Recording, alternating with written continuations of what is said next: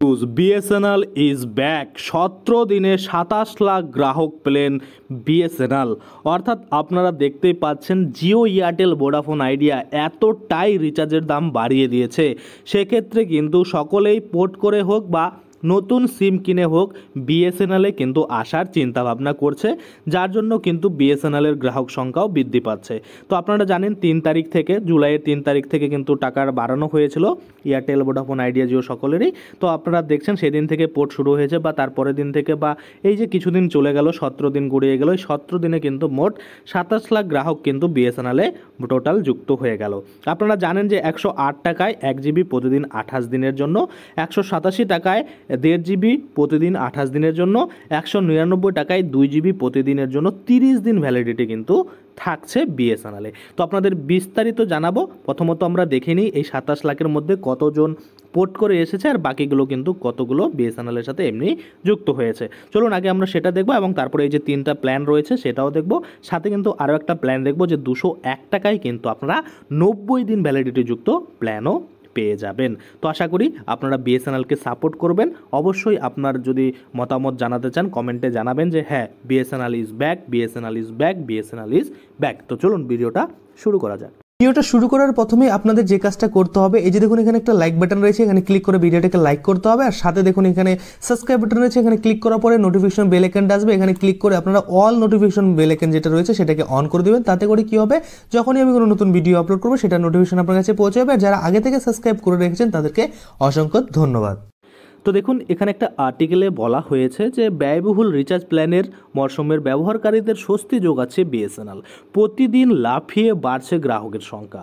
সম্প্রতি ভারতীয় সঞ্চার নিগম লিমিটেডের আধিকারিকরা জানিয়েছেন কোম্পানির বর্ধিত এই গ্রাহক সংখ্যায় কিছু সংখ্যক নতুন গ্রাহক এবং কিছু এমন গ্রাহকও রয়েছেন যারা সিম পোর্ট করে বিএসএনএলে বেছে নিয়েছেন বা বিএসএনএলে চলে এসেছেন। প্রায় 2.75 মিলিয়ন গ্রাহক কিন্তু বিএসএনএলের সঙ্গে সিম তুলেছেন। তাদের মধ্যে মোবাইল নম্বর পোর্টেবিলিটি ব্যবহার করে সিম পোর্ট করেছেন 2,50,000। অর্থাৎ এখানে দেখতে পাচ্ছেন 2.75 মিলিয়ন গ্রাহক বিএসএনএলের সিম তুলেছেন এবং তার মধ্যে কিন্তু পোর্ট করেছে 2.5 লক্ষ জন গ্রাহক। এই ক্রমবর্ধমান গ্রাহক সংখ্যা বাড়তে থাকে মনে করা হচ্ছে আগামী সময়ে আবার টেলিকম শিল্পে কিন্তু নিজের দখল শক্তিশালী করতে চলেছে বিএসএনএল। তারপর যদি আমরা দেখি এখানে বলা হয়েছে দেশে ইন্টারনেট ব্যবহারকারীর সংখ্যা বেড়ে 93.61 কোটি। ভারতের জনসংখ্যা যেমন বাড়ছে, ইন্টারনেট ব্যবহারকারীর সংখ্যাও বাড়ছে। TRAI কয়েকদিন আগে একটি রিপোর্ট প্রকাশ করেছিলেন। সেখানে তারা বলেছিলেন যে দেশে ইন্টারনেট ব্যবহারকারীর সংখ্যা বেড়ে দাঁড়িয়েছে 93.61 কোটি। আগামী দিনে এই সংখ্যা আরও বাড়বে। দেশে ইন্টারনেট ব্যবহারকারীর সংখ্যা বৃদ্ধির কারণে দেশের টেলিকম সংস্থাগুলির ব্যবসা বাড়তে চলেছে। আমাদের দেশে 4টি প্রধান টেলিকম সংস্থা রয়েছে, যার মধ্যে 3টি বেসরকারি সংস্থা, জিও, এয়ারটেল এবং ভোডাফোন আইডিয়া, এবং একটি সরকারি মালিকাধীন company, Indian Communication Corporation Limited অর্থাৎ বিএসএনএল। এবং তারপরে যদি আমরা দেখি যে জুনের শেষের দিকে ভারতের বেসরকারি সংস্থাগুলি রিচার্জ প্ল্যানের দাম কিন্তু বৃদ্ধির ঘোষণা করেছিলেন। প্রথমত জিও, তারপরে এয়ারটেল এবং পরবর্তীতে ভোডাফোন আইডিয়াও কিন্তু পরপর দাম বাড়িয়ে দিয়েছে। জিও এবং এয়ারটেলের রিচার্জ প্ল্যানগুলি 3 জুলাই থেকে 2024 থেকে কিন্তু ব্যয়বহুল হয়ে উঠেছে।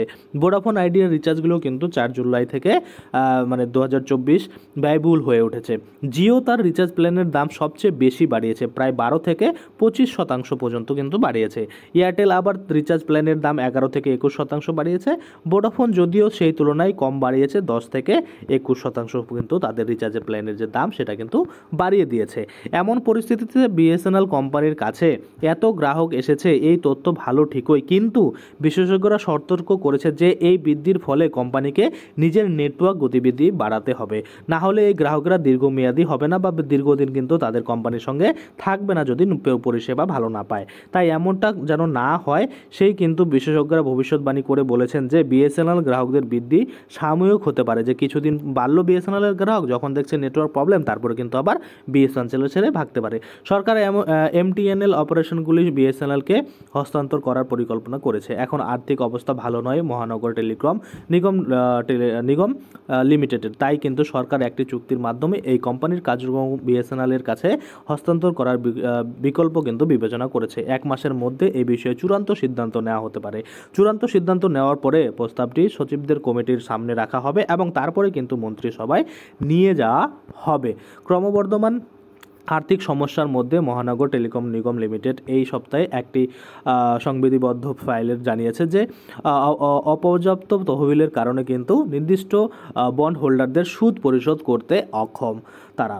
মহানগর টেলিকম নিগম লিমিটেডের লোকসান গত বছর হয়েছে, গত বছর অর্থবছর যদি আমরা দেখি 2915.1 কোটি টাকা থেকে চলতি বছরে 3267.5 কোটি টাকায় থেমেছে। গত অর্থবছরে এর অপারেশন থেকে রাজস্ব ছিল 798.56 কোটি টাকা, যা এক বছর আগের তুলনায় 14.6% কম।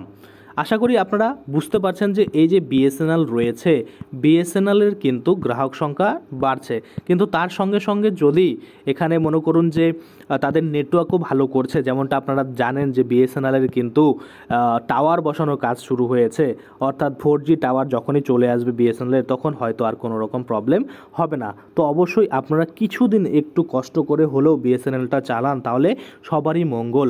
কারণ এত টাকা বেশি বাড়িয়ে দিয়েছে যে আপনারা বিএসএনএল ছাড়া কিন্তু অন্য সিম চালালে অনেকটাই টাকা বেশি দিতে হবে। তো আশা করি আপনারা বুঝতে পারছেন। আজকের জন্য ভিডিও এখানে শেষ করব। ধন্যবাদ।